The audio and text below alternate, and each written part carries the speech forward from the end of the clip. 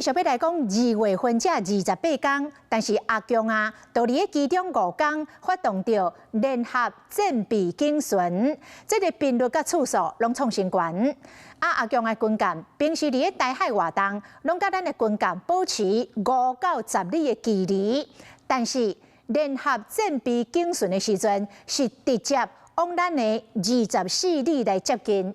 咱的国军嘛派军舰来阻挡。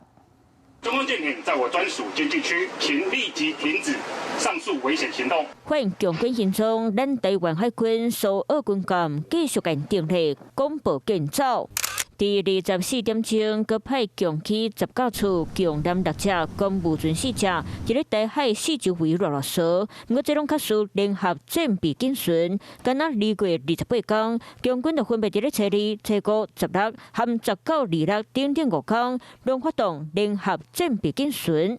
密度还有架批次都有所增加，比如有增加到40几个架批次的军机，绕行的船舰也可能会在6到9艘不等。除了强机的数量变多，各个含的伫咧海面上，平常时啊强舰伫咧台海活动，咱台湾军舰拢是保持5里到10里一对一个监控。不过伫咧联合战备警巡时，强舰是直接往咱台湾24里接近，咱台湾军舰是军队调调，维护强舰进击。那在24海里的临界区，巡弋飞弹的航行速度3分钟就可以抵达这个军事的关键基础设施。美国印太司令帕帕罗上将披露，中共在台湾方面已经有15个旅的部队可以随时的进行机动。事实上，最近强军伫咧台湾四周围的活动模式是愈来愈实际，宣传出头多，不过战术给大家战机随台湾东航已经明显变少。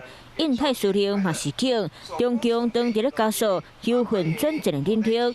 根据了解，今年汉光41号演习，要如何防止中共休训转战，嘛是演练的重点。